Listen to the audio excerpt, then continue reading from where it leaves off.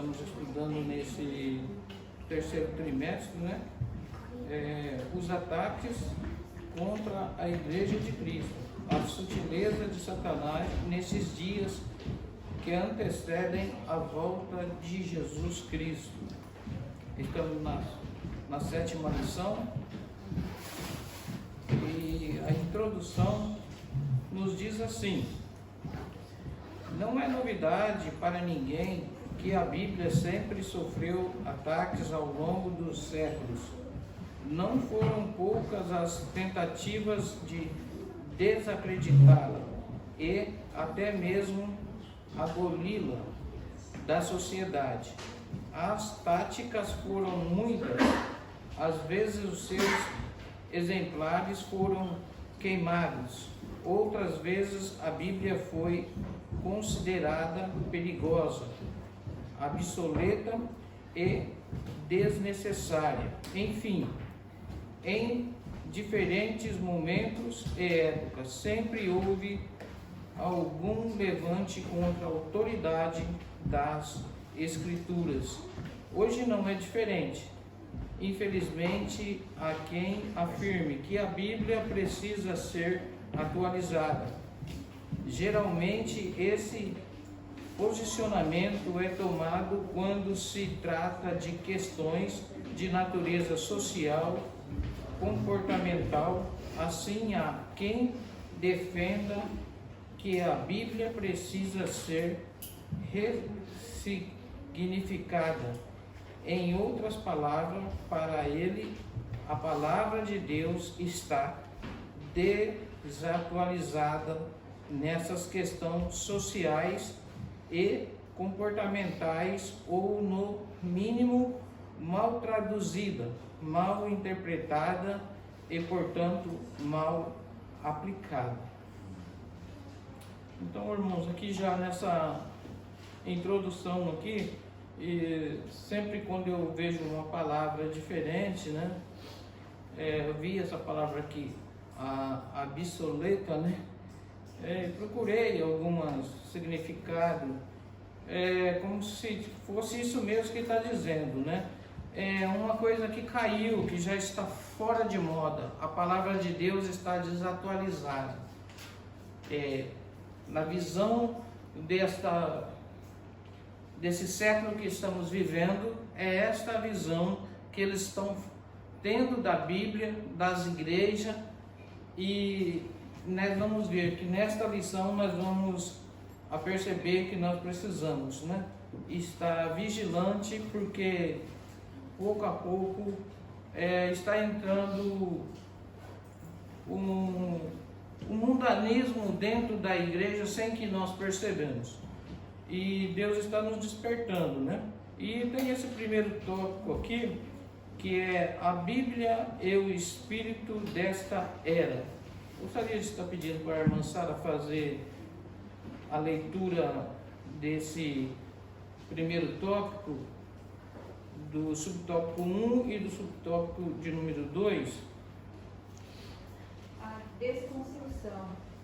Não é incomum encontrarmos na literatura ou nas mídias sociais expressões como a era do vazio, pós-verdade, o fim das certezas, cultura líquida ou ainda desconstrução. São formas diferentes para nomear o mesmo fenômeno cultural que impera na sociedade contemporânea, também denominado de pós-moderno. Em palavras mais simples, esse novo modelo ou paradigma cultural se contrapõe ao cristianismo, procurando desconstruir não apenas sua herança cultural, mas, sobretudo, seu conjunto de valores ético-morais e espirituais. Romanos 12 e 2. Enfim, é uma nova forma de pensar e agir, diferente daquela que estávamos habituados a enxergar. A consequência disso tudo é a relativização das Escrituras. Isaías 5:20. 2. O relativismo. Dentro dessa nova configuração cultural, o relativismo é inevitável. Não há valores perenes ou absolutos. Tudo é relativo. Na verdade, há muito que o relativismo ético-moral vem se insurgindo na sociedade e de forma sorrateira na igreja. Não há mais parâmetro por meio do qual se possa dizer que o que é certo ou errado. Tudo é relativo. Isso significa dizer que qualquer julgamento depende do ponto de vista de quem julga ou analisa. Por essa perspectiva, a Bíblia representa apenas mais um ponto de vista dentre vários outros. Hebreus 13:8. Então, aqui, irmãos, eu quero, como de costume, um método do irmão Adilson é de estar frisando a pergunta do questionário. E nesse primeiro tópico aqui, a primeira pergunta é: quais a expressão ao fenômeno cultural pós-moderno?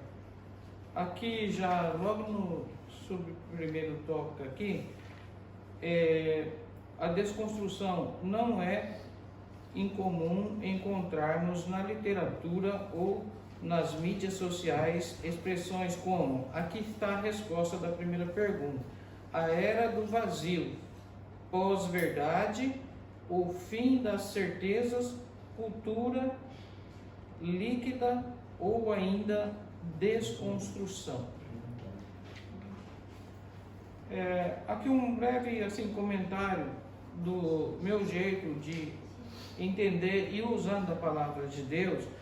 Essa palavra aqui me lembra, essa revista me lembrou muito, tem uma parábola do semeador, que ele sai a semear, né? E ele joga a semente dele em vários tipos de terra.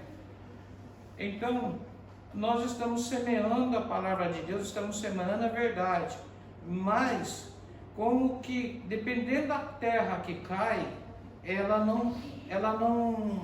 a semente não explode, a semente ela cai numa terra ruim, só que uma hora a semente, como é a palavra de Deus, ela vai explodir, ela vai nascer, ainda que caia numa terra ruim, mas cai em terra boa, ela nasce, ela cresce. Mas quando muitos terrenos, o terreno que eu usaria são as pessoas que nós falamos a palavra de Deus, eles até ouvem, mas então aquela terra ruim, cai ali, fica ali, ou o pássaro vem, pega e tira a semente. Então, você veja que é o que está acontecendo. Às vezes, irmão, nós trabalhamos em fábrica, você ora a Deus, o básico do evangelismo que eu aprendi esses anos de firma, é o bom dia, boa tarde, bom descanso, é o básico. Como é seu nome? Da onde você é? Daí, no máximo, no terceiro dia, eu me apresento quem eu sou.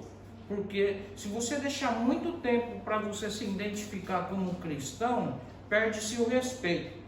Então você fala, olha, eu sou cristão, graças a Deus, né? A gente obedece a palavra de Deus, e você vai começar a jogar uma semente ali. Só que aí, pessoas que são cristãos dentro da fábrica, que nunca falou de Jesus para essa pessoa, a partir do momento que você começa a evangelizar uma pessoa, parece 10 para evangelizar aquela pessoa. Até enquanto você não fala nada, parece que ninguém estava falando de Jesus para ela. Você começa a evangelizar uma pessoa, parece 10 igrejas para evangelizar a pessoa. Aí a pessoa fica confusa. E aí então falam, mas lá eles dizem isso, lá diz aqui. Então não, a gente está querendo falar, apresentar a palavra de Deus, né? E assim, esses são os passos do irmão Adilson, né? Não sei se os irmãos já tiveram essa experiência. Então as pessoas vêm e mudam. E usa aquilo, usa outras coisas, lá tem 10%, lá tem igreja aí que está fazendo até por 5% o dízimo, né? Tem igreja de tudo quanto é jeito. Então, só que nós estamos evangelizando, falando de Jesus que morreu na cruz, que ele pode dar vida eterna para as pessoas.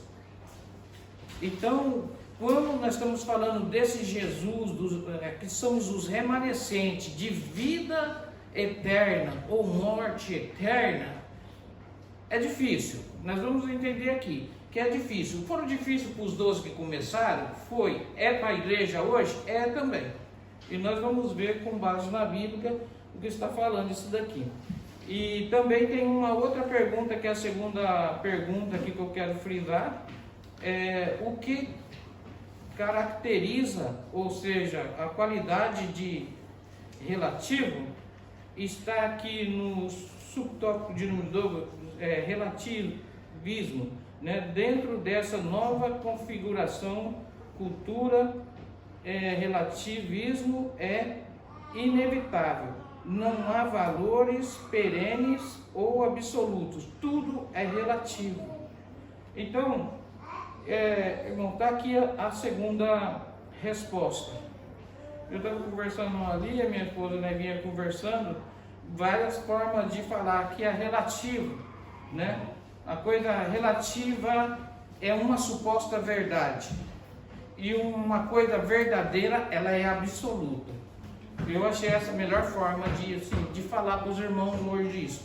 E o que as pessoas estão fazendo essa comparação de que isso que nós fazemos hoje não tem mais nada a ver. Ele estava falando para o presbítero Luiz, né? Que eu chegar aqui perto desse vidro de álcool aqui, colocar o meu dedo aqui, qual que é maior? O meu dedo ou o vidro de álcool? O vidro de álcool. Mas se eu vir daqui e colocar o meu dedo aqui na frente do vidro do álcool, o meu dedo fica maior do que o vidro de álcool. Ele fica pequeno, de longe. Então as pessoas estão fazendo uma comparação de algo que é concreto, que é verdadeiro, de longe eles estão mudando, que é essa sutileza, está mudando. E eu não consigo, como que eu já falei para os irmãos, não consigo explanar, né? Numa mensagem não consigo, eu já falo tudo no começo já, que eu tenho que falar. Foi o que aconteceu no Jardim do Éden, no capítulo de número 3. Se comeres dessa árvore, certamente morrerás. Então, por que a sutileza de Satanás? Já começou lá. Se comeres dessa árvore, certamente não morrerá. Quer dizer, veja bem, ele só colocou alguma coisa a mais, mas ele mudou, ele enganou, ele mentiu, né? Na soberania de Deus, Deus sabia, mas ela escolheu e o seu marido foi atrás. E daí, então, isso foi passando de geração em geração, né? E graças a Deus que o autor dessa história, ele não é homem para que minta, né? Porque ele já tinha eu nem sei se essa expressão que eu uso, ela é um pouco meio assim, ele já tinha usado Jesus como um trunfo? Não, né? Mas ele já tinha algo preparado. O Verbo, o Cordeiro que tira os pecados do mundo, já estava com Deus antes da fundação do mundo. Se nós lermos lá em Apocalipse capítulo 21, a gente vamos ver essas palavras. E nós vemos aqui no final desse tópico que a irmã Sara leu, Hebreus 13, 8 ou 8 e 13? 13. Então, que Jesus é o mesmo hoje, ontem, hoje e eternamente. Então, ele é o princípio, meio e fim. Então, irmão, veja bem que nós não estamos lidando, que nós temos que colocar assim. Ontem a irmã Sueli falou uma coisa muito interessante, que, né, já ter essa consciência que nós estamos passando aqui, peregrinando por aqui, de que não somos nada. Mas o que nós, essa esperança que nós temos, irmãos, de ter um corpo incorruptível, porque esse daqui vai sofrer perseguição, como maltrataram Jesus, vai maltratar a igreja. O salmista diz que este mundo nos odeia. Não vai pensar porque você é cristão que você vai ser bem aceito nessa sociedade que ela ainda não conhece a palavra de Deus. E a Bíblia deixa isso bem claro quando fala tudo é criatura de Deus, mas a partir do momento que nasce a fé genuína no coração, eu tenho como para mim o livre-arbítrio, a verdade e a mentira. Então, quando o ser humano ele encontra com o seu Criador, ele se encontrou com a verdade. Então as escamas caem. Aí vai começar o processo da regeneração, né? Aí os pediatras estão aqui, né? Pediatra que cuida de criança. Então, quando você cuida de uma criança, você ensina o teu filho no caminho que deve andar, berço evangélico, você inculca a palavra na mente da criança, no levantar, no decorrer do dia, no deitar, ela já está implantada a verdade no coração dela, mas vai chegar uma hora que ela tem que se decidir por si própria. E é mais fácil você falar isso com uma criança ou com um filho seu, a educação cristã, com um de casa, do que você ter que cuidar de um adulto, às vezes, ainda mais quando é mais velho que a gente ou da mesma idade, que já tem a seu método de vida já formado. Um Nicodemos na vida, porque ele vai ter que ter com Jesus, porque se na verdade, aquele que não nascer da água e do Espírito não pode entrar no reino de Deus. Daí cria uma confusão. Como é que eu vou nascer de novo? O primeiro passo é isso aí mesmo, é aceitando Jesus. O pastor Givaldo, né, o irmão aceitou Jesus, ele falou, eu não vou ficar falando muita coisa aqui para você não, né? Você quer aceitar Jesus? Ele já falou que queria, então o primeiro passo é isso aí. Agora vai o cuidado da igreja. Agora nós vamos disciplinar, mostrar o básico da Bíblia, o que é a igreja, integrar a pessoa para ele começar a praticar lá fora. Mas quem faz a obra é o Espírito Santo. Os irmãos estão me entendendo? Amém. Eu estou correndo muito, irmãos? Não.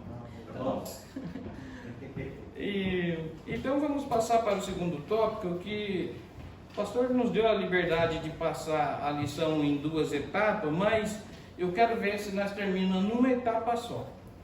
E a síntese aqui, eu tenho uma crítica construtiva. Se pastor Givaldo, algum dos pastores, algum dos irmãos tiver alguma contra isso que eu vou falar aqui, se querer se manifestar, pode se manifestar. Mas se querer me corrigir depois também pode corrigir, mas isso é crítica construtiva, é uma coisa que eu particularmente eu não aceito. Como por exemplo aqui, esse primeiro tópico está aqui, o espírito desta era contribui para a desconstrução da relativização da Bíblia. Os irmãos percebem aí no escrito e da tua lição, que eles colocaram assim, o espírito. E eu levo, tem coisa que parece ser insignificante para as pessoas, mas para mim, eu presto muita atenção nesses detalhes. Quando fala Deus com letra maiúscula, quando fala Senhor com letra maiúscula, eu sei que é Deus.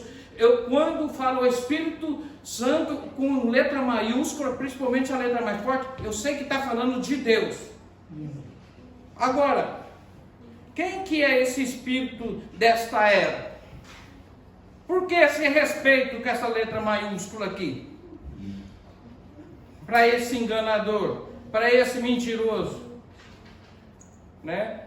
Então, mas se isso para alguns não tem nada a ver, e tem alguns textos na Bíblia que a maioria deles, quando fala de espírito do homem, está escrito com letra minúscula. Quando fala do Espírito de Deus, está com letra maiúscula. Então aqui só fica uma crítica construtiva do irmão Adilson, que eu falei, nossa, esse escritor aqui respeitou bem esse cidadão aqui, né? Que por permissão de Deus, que ele foi lá em forma de uma serpente e enganou. Por permissão de Deus, ele tocou lá em Jó. Aí, irmão, abriu uma janela bastante aqui para mim, e eu tenho até medo. Depois eu falo, pastor, se não querer colocar, se querer privatizar só com um grupo da igreja, eu agradeço. Porque tem muita coisa que eu falo que muita gente não aceita, não. Meu Deus do céu. E eu perco a linha também, irmão, tem isso. Porque eu paro de fazer meus comentários e depois Né? Lo que usted comentó hace un momento. Pode falar alto. Lo que usted comentó hace un momento sobre el título del primer tópico, ¿no? También a mí me llamó la atención. ¿A qué espíritu se estaba refiriendo, ¿no? Lo mismo que el Señor también pensé yo. ¿Me entendió? Mesma linha, então, né? Mas disso daí ainda abria outra janela, mas eu vou fugindo do assunto, mas eu não posso, eu tenho que alcançar o objetivo, né?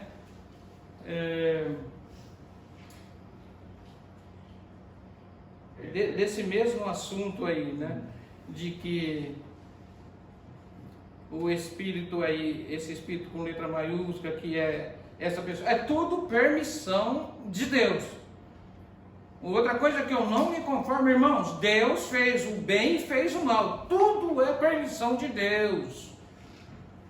E às vezes, aproveitar que não tem ninguém nessa situação aqui, esse negócio de dar testemunho de que ele é um acusador, ele é um mentiroso, mas existe 3 inimigos do homem. É a carne, é o mundo que é o maligno e é Satanás que está por trás disso daí.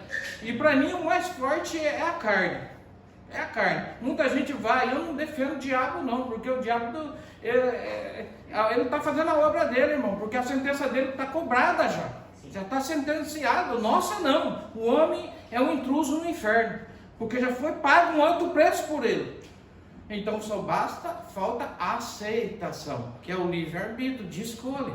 Lançamos a palavra, lançamos a rede. Quem querer pegar essa corda, vai vir. Agora quem não querer. Então, irmãos, só falar muito rápido aqui.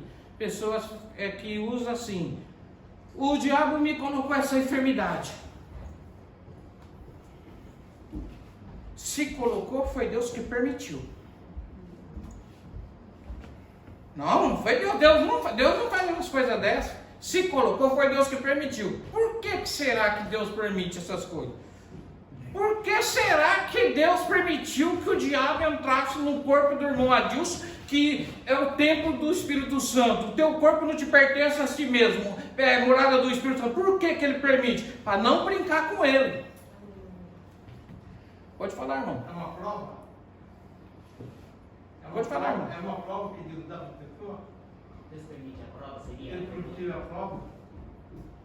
É uma prova, que Deus dá para a pessoa, perguntando. No caso, então, foi uma prova que Deus permitiu a Jó para provar que Satanás que era fiel. É a pergunta do irmão. Na prova da enfermidade, no caso? Se nós éramos servos de Deus, se nós temos uma enfermidade, o quê? Deve ser uma prova, né? Sim. Uma provação que a pessoa está passando. E por que ele permite? Para que a pessoa se chegue mais perto dele. Porque quando a pessoa começa a se afastar de Deus, Deus permite cada coisa na vida da pessoa, que Deus está olhando ele ao redor e de redor tem diferente.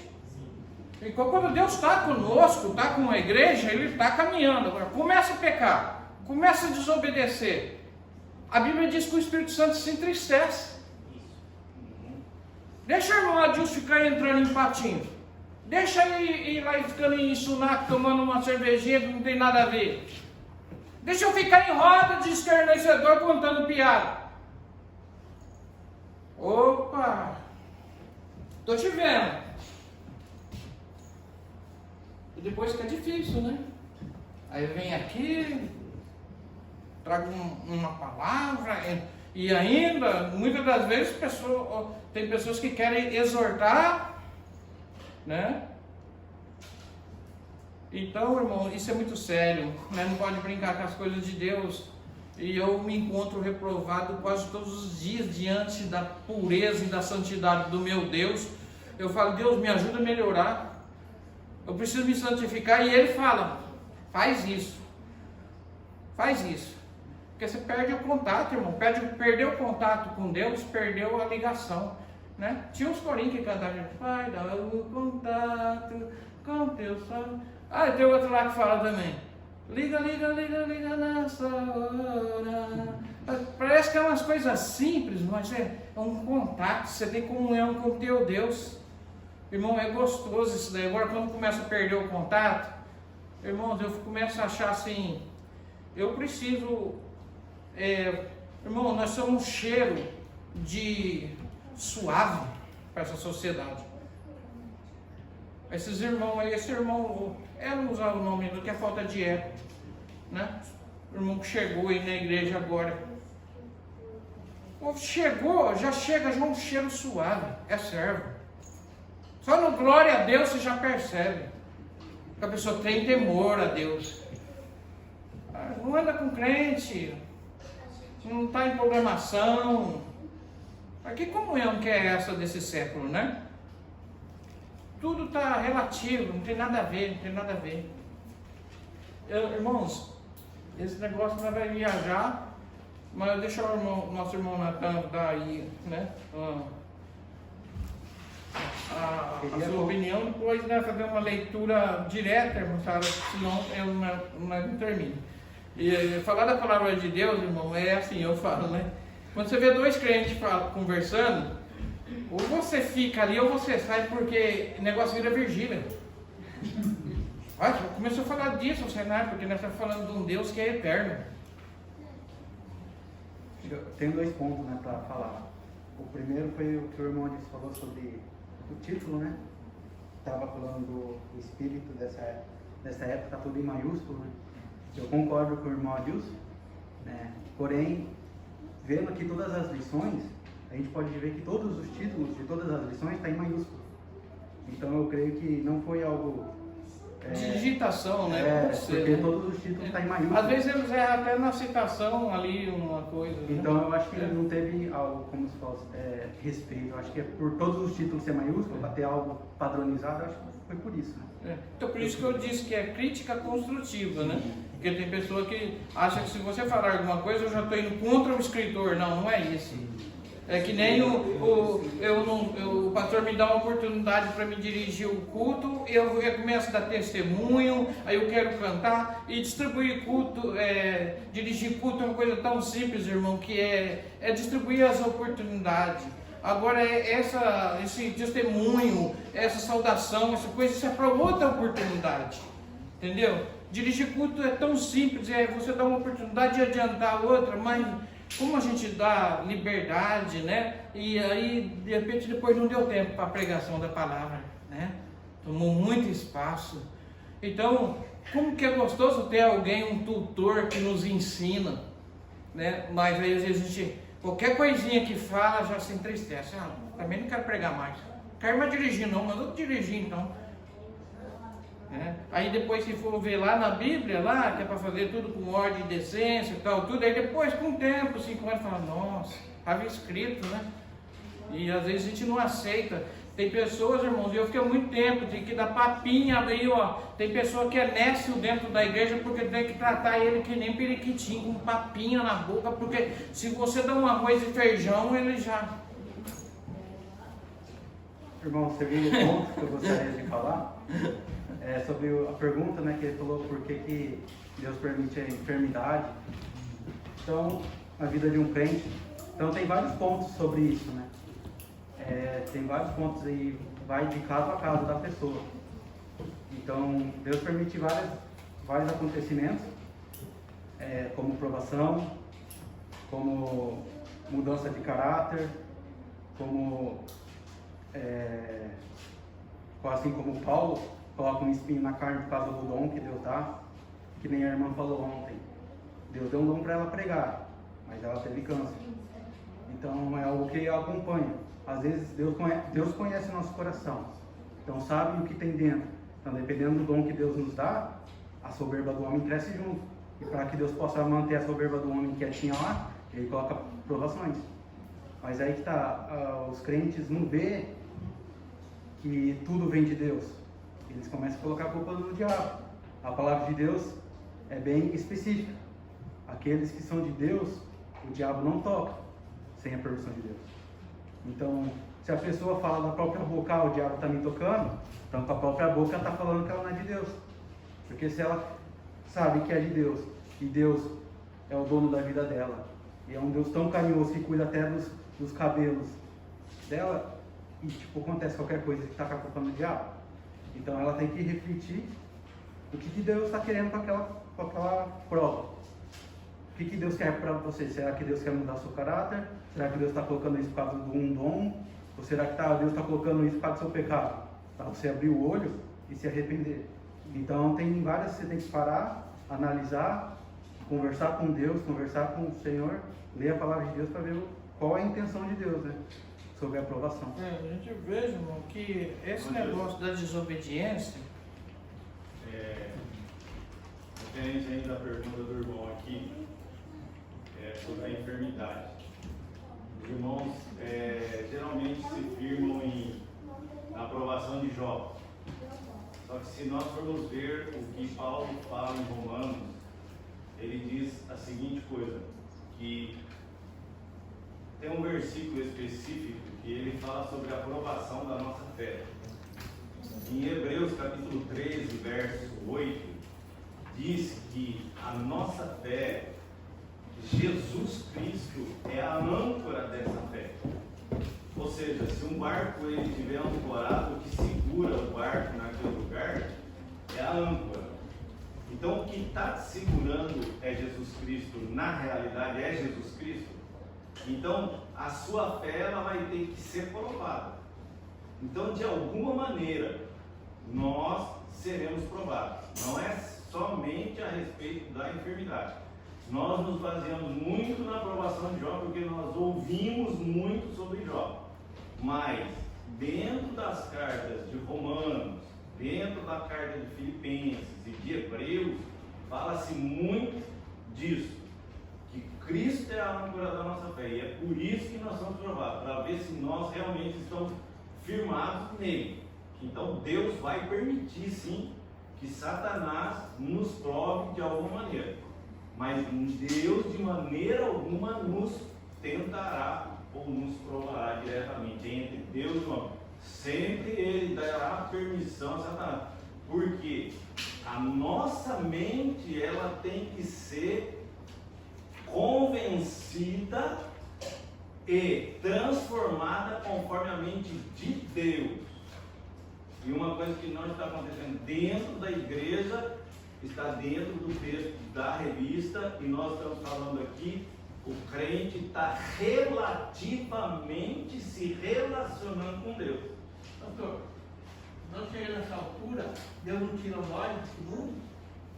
Não. Nós chegamos no limite de Deus. Não, no limite de Deus você não vai chegar. Nós não conseguimos chegar no limite de Deus. Chegar no topo, certo? Deus não tira nós desse mundo? Não. Esse topo que o irmão está falando aí é que precisa ser entendido. Aonde? Qual é o limite? Para Deus não tem limite, para nós tem limite. Mas quando você é provado, é a sua fé, se você realmente está firmado e crê realmente em Cristo. É isso que a igreja tem que ensinar e quem está aqui tem que aprender. Porque muita gente não vai na igreja, porque eu vou para a igreja, eu tenho problema. Tem ir na igreja, eu não tenho problema. Então muita gente não vai na igreja para fazer direito. Assim, aqui é quem vai ser provado. Desde quanto tempo? Aqui é que nós somos provados. Por quê? Como aqui, o irmão Ajusto está dando aula. Amém, irmão Ajusto? Amém. Pode esperar um pouquinho? O irmão Ajusto está dando aula. Aqui está tendo um diálogo.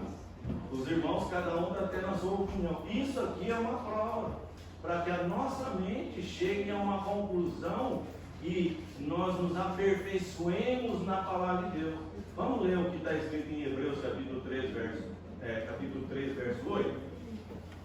Os irmãos podem abrir aí? Senão a gente vai passar por cima. Não tem problema. Orar não. Hebreus capítulo 13, verso 8.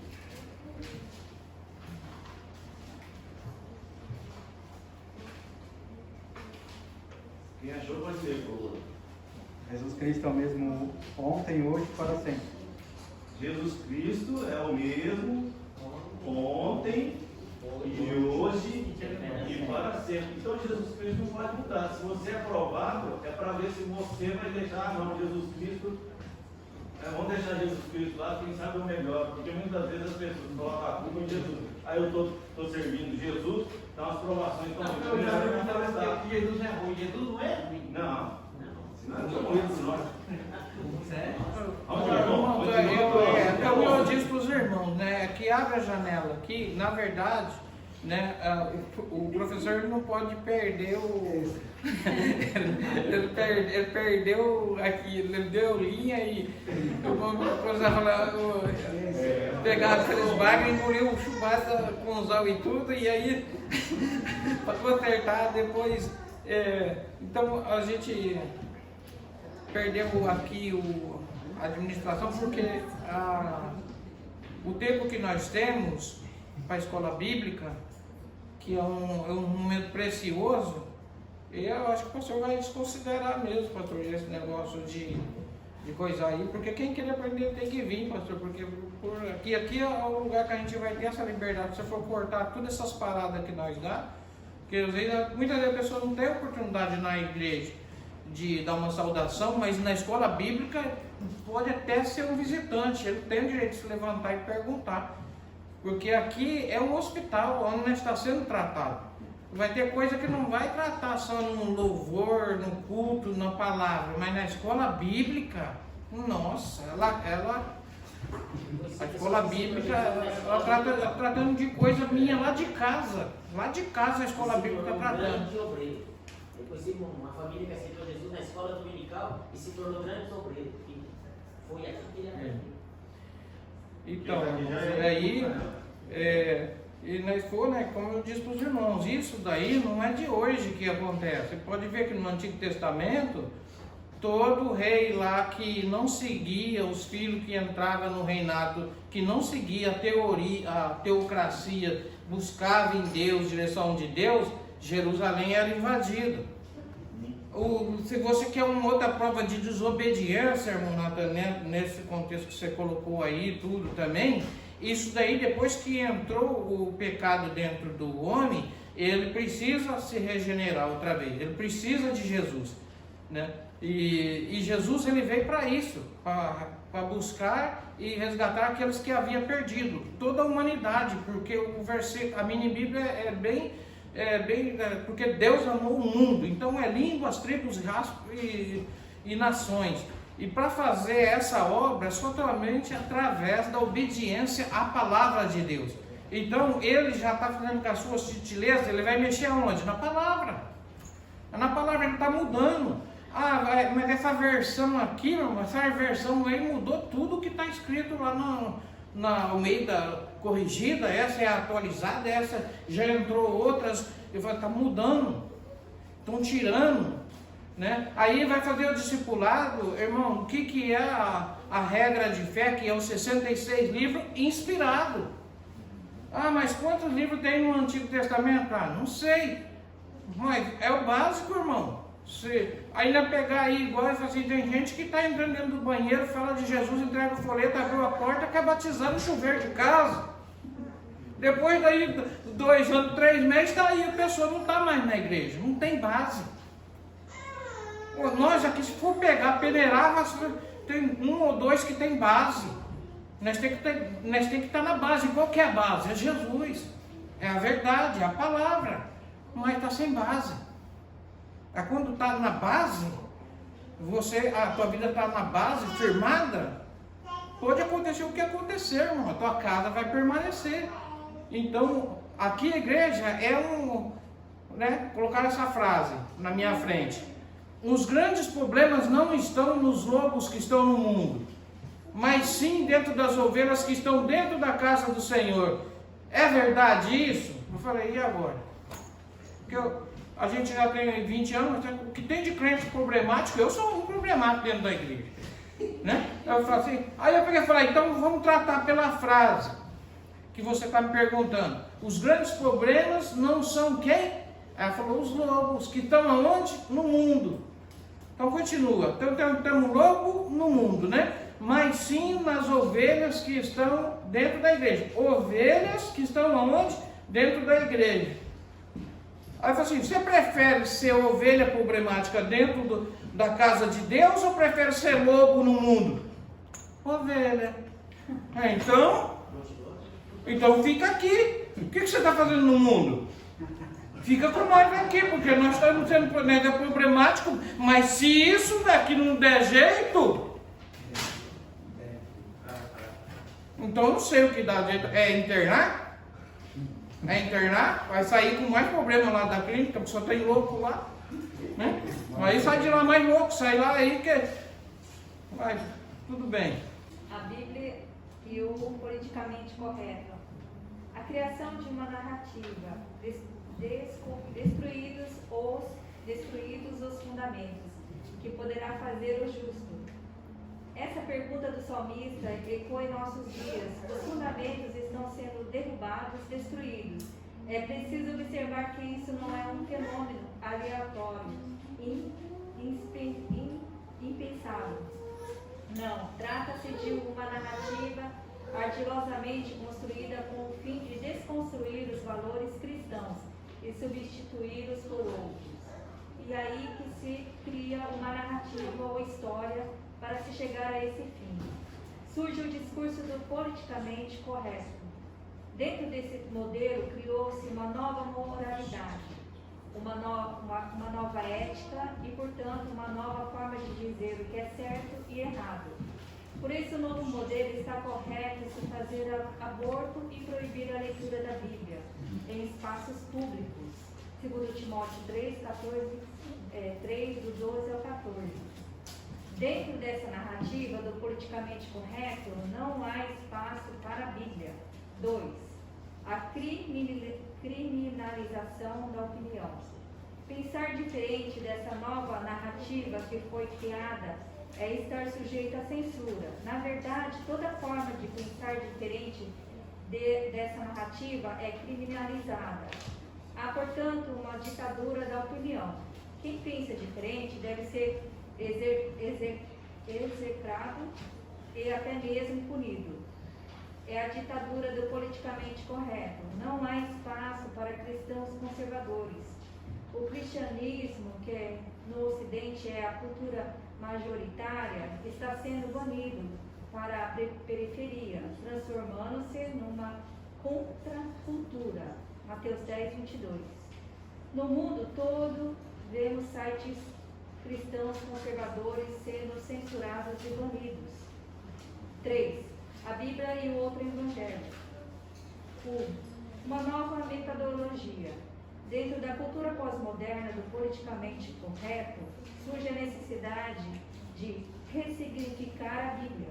A palavra de Deus precisa ser atualizada para que fale a mesma língua dentro dessa nova configuração cultural. Surge a necessidade de se criar uma nova metodologia no processo interpretativo do texto bíblico. Nesse caso, o leitor e o não o autor bíblico passa a ser mais importante. Dizendo de outra forma, não importa o que o autor do texto bíblico disse, mas o que o leitor contemporâneo acha que está certo. É o que os exegetas denominam de hermenêutica centrada no leitor. O autor bíblico deixa de ter importância, então vale tudo. A Bíblia precisa ser ajustada a essa nova metodologia. Assim surge, portanto, outro evangelho. Gálatas 1, 9. 2. Novas teologias. Esse outro evangelho também possui sua própria teologia. Todo texto bíblico passa por uma nova ressignificação. A Bíblia, portanto, deveria ser toda atualizada. Surge o evangelho social. João 6, 26. Dentro do contexto evangélico, o velho marxismo ganha uma nova roupagem. Assim, os relacionamentos homoafetivos são vistos a partir da perspectiva da denominada teologia inclusiva. É dentro dessa nova perspectiva que se faz a apologia do evangelho social, ecumênico e homoafetivo. Essa é a nova configuração teológica. Qualquer pensamento que desse é considerado racista, homofóbico e discurso de ódio. Isso explica a censura pública que muitos cristãos estão sofrendo. Sim, a Bíblia é sempre atual, a palavra de Deus, revelada por Deus. Para o cristão, a Bíblia é um texto antigo com uma mensagem atual. Ela foi e sempre será relevante. A razão disso é que a Bíblia é a revelação de Deus à humanidade. Segundo Pedro 1, 16 ao 21. Deus se revelou através das páginas da Bíblia, segundo Timóteo 3, 16 e 17.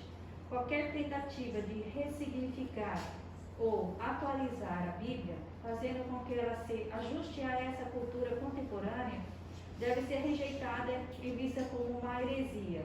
A Bíblia não pode nunca ser ajustada à mentalidade de uma cultura caída e, portanto, afastada de Deus. Isaías 59, do 1 ao 4. Os pregadores que levantaram essa bandeira apóstata, na verdade, devem ser vistos como falsos profetas.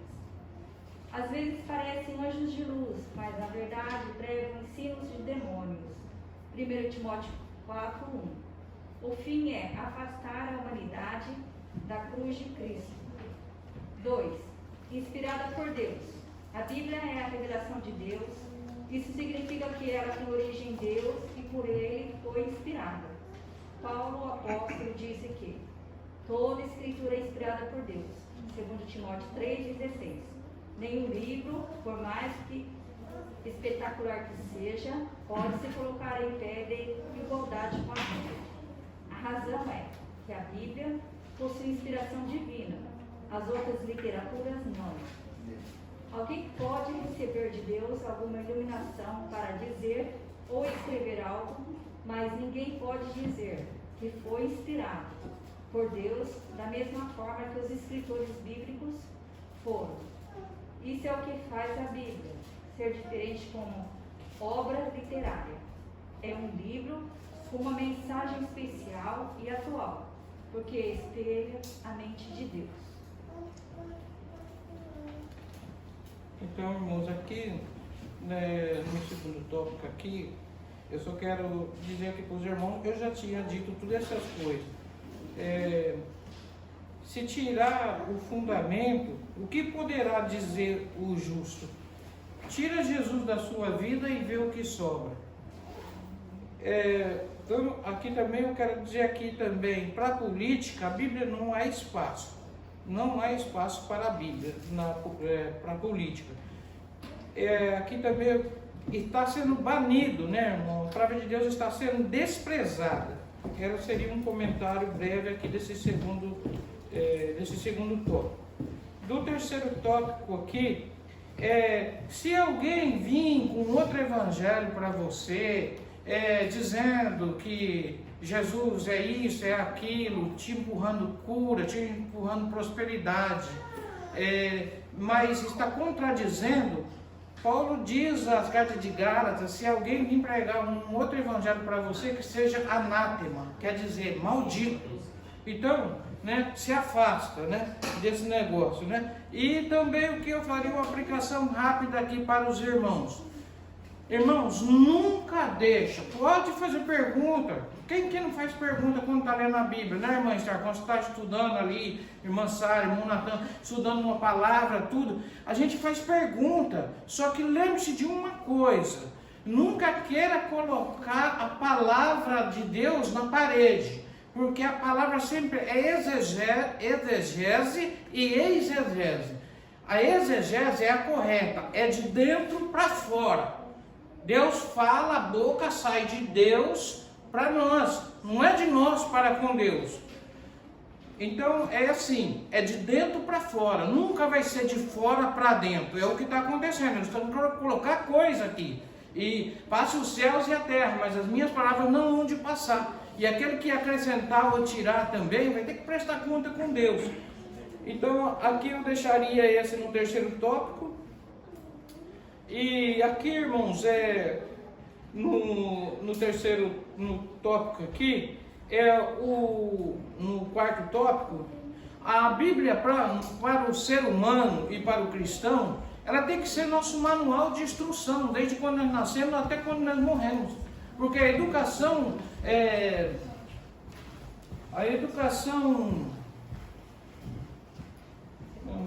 tem a educação cristã e a educação secular.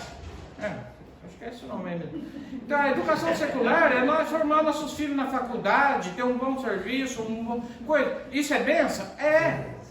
Só que ela cuida da nossa estadia, da nossa sobrevivência. Agora, a educação cristã, ela cuida de tudo isso e ainda garante um ótimo, excelente lugar eterno. Garante a nossa eternidade. Porque o homem é limitado e Deus quer dar a ilimitação que é a eternidade. Porque quem soprou tem eternidade. Então nós precisamos herdar a eternidade. Só que para herdar a eternidade, está aí. Obedeça ou não obedeça. Tá? É com você. E se você fazer isso de coração, ele sabe se isso é verdadeiro ou se é falsidade. E tem uns que usam essa palavra para obter lucro. Outros usam essa palavra por inveja. Mas queira provar a Deus que nós vamos ver a geração daqueles dois meninos que já brigavam no ventre da mãe, que se eu não me engano é Esaú e Jacó. É Esaú e Jacó, que brigava já no ventre de Raquel, que era esposa de Isaac. E ele fez uma oração rápida ali no capítulo 25 de Gênesis e perguntou para Deus: o que acontece dentro da barriga dessa mulher? É uma luta, já havia briga entre o bem e o mal ali dentro. E a descendência de Esaú, que é os edomitas, perseguiram os israelitas. Só que o fim deles, né, não ficou nem sinal, né? Dos edomitas, vão desaparecer até do mapa, porque se levantaram contra Deus. E aqui eu deixo para abreviar uma coisa, irmãos, para mim fechar aqui. Suposta verdade e verdade. Contar uma história rapidinho para os irmãos. Já passei 3 minutos, mas uns 5 eu fecho. É a história de José. José é aquele filho que tinha túnica colorida, o querido do papai, o privilegiado. Mas bastou ele contar um sonho que os irmãos dele se levantaram contra ele. E o que fizeram? Pegaram a túnica colorida, jogaram sangue e levaram para Jacó. E contaram essa história para Jacó. Certamente uma besta do campo comeu José. Não falou que vendeu eles, levou a túnica cheia de sangue. Esse pai, eu estava fazendo umas contas, até ele chegar de frente lá, como José virou governador, passou-se 33 anos. Ele ficou sofrendo. Meu filho morreu. Eu não vou ter esse privilégio, meu filho não vai... Que era um sonho do filho ir fazer o funeral do pai, de estar ali junto com o pai. E Jacó, ele sofreu 33 anos por causa de uma suposta verdade. Então, cuidado, suposta verdade é uma coisa mesclada, é uma coisa falsificada, é uma coisa pirateada, é do Paraguai, falsificado. Não é original, o original é a verdade, é Jesus. A verdade, o caminho e a vida. E aqui eu termino e agradeço a oportunidade em nome de Jesus.